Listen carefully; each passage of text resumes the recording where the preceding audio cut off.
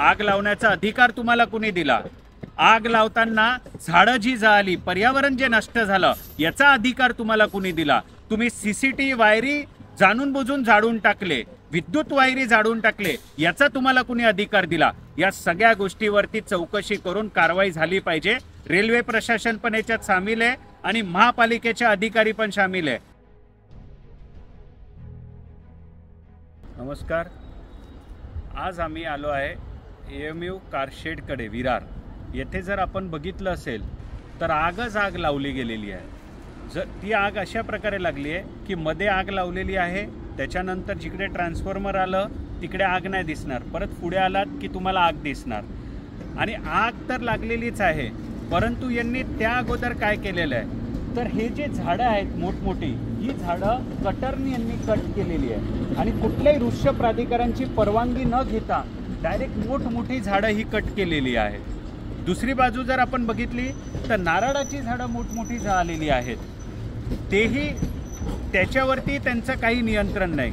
तिसरी गोष्ट जर आपण बघितली, विद्युत वायरी आणि CCTV कॅमेऱ्याचे वायरी हे सुद्धा जळून खाक झालेले आहेत। ही जेव्हा आग लावली गेलेली आहे आणि ज्या वेळेस मोठ्या प्रमाणात ही आग लागली गेली त्यावेळेस यांनी फायर ब्रिगेडला बोलवण्यात आलं। फायर ब्रिगेड जेव्हा इकडे आलं त्यावेळेस त्यांना नक्कीच यश मिळालं आग बुझवण्यात, परंतु फायर ब्रिगेडने पण जो एक रिपोर्ट दिला आहे त्याच्यामध्ये स्पष्ट असं नमूद केलेलं आहे की गवताला आग लागलेली आहे। तर आपण पाहू शकतात इकडे गवत नसून तर झाडं, वायरी, त्याच्यानंतर कशा प्रकारे नारळाची झाडं जळून गेलेली आहे आणि कशा प्रकारे लोखंडही जळालं आहे, परंतु फायरच्या रिपोर्टमध्ये कुठेही दिसून येत नाही आहे। आम्ही वृक्ष प्राधिकरणाला याची तक्रार केलेली आहे की पर्यावरण जे यांनी नष्ट केलेलं आहे तर सर्वप्रथम हा गुन्हा दाखल केला पाहिजे। रेल्वे प्रशासनाकडेही आम्ही तक्रार केलेली आहे की जर ह्या सगळ्या गोष्टीची यांनी कुठली परवानगी न घेता ही आग लावली तर ही कशासाठी आग लावली याच्यावरती पूर्ण चौकशी झाली पाहिजे। आणि मला गुप्त माहिती जी प्राप्त झाली आहे ती अशी झालेली आहे की ज्या दिवशी आग लावत होते त्यावेळेस संबंधित सगळ्या अधिकाऱ्यांना सांगितलं होतं की काम बंद केलं पाहिजे, पाण्याचे बादल्या आणि हे सगळं तयार ठेवा आणि काम बंद करून फक्त ते आग लावण्याचं काम करत होते। तर आग लावताना झाडं जी जळाली, पर्यावरण जे नष्ट झालं, याचा अधिकार तुम्हाला कुणी दिला? तुम्ही CCTV वायरी जाणून बुजून जाळून टाकले, विद्युत वायरी जाळून टाकले, याचा तुम्हाला कुणी अधिकार दिला? या सगळ्या गोष्टीवरती चौकशी करून कारवाई झाली पाहिजे। आपण पाहू शकतात की कशा प्रकारे रेल्वे प्रशासनाचेच कर्मचारी म्हणतात की आम्हाला आग लावायला सांगितलेली आहे। कत्तल केली झाडं कोण आहेत? म्हणजे आम्हाला कोणी सांगितलंय? कोणती मॅडम? त्यांनी डायरेक्ट पेटवायला ऑर्डर दिली। म्हणजे पुरा कसं पेटवलं आम्ही?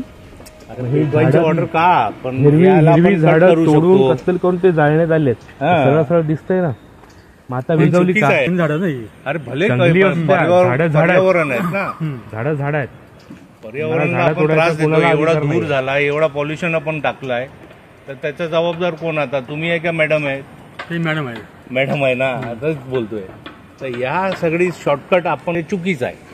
मी साफसफाई करू शकतो, तुम्हाला माणसा लावू शकता, त्याला पावडर। या आग लावायला यांनी कुठल्याही प्रकारे त्याचं पालन केलेलं नाहीये। याच्यामुळे काही छोटे छोटे सूक्ष्मजीव त्यांचाही मृत्यू झालेला आहे, काही छोटे छोटे जनावरं त्यांचाही होरपळून आगीत मृत्यू झालेला आहे। आणि ह्या सगळ्यांच्या मागे जर आपण पाहिलात तर झाडांचंही खूप मोठ्या प्रमाणात नुकसान होऊन झाडांचाही मृत्यू झालेला आहे।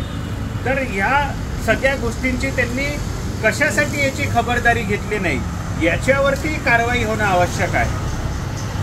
रेल्वे प्रशासन पण याच्यात सामील आहे आणि महापालिकेचे अधिकारी पण सामील आहे, कारण का फायर ब्रिगेडमध्ये कुठेही तसं लिहून येत नाहीये की झाडं जळाली आहे, झाडं तिकडे कट केली होती किंवा वायरी जळालेली आहे। या संपूर्ण प्रकरणात मी स्वतः GM, DRM, महापालिकेचे कमिशनर व वृक्ष प्राधिकरण आणि फायर ब्रिगेड यांची सगळ्यांची चौकशी व्हावी अशी मी मागणी केलेली आहे।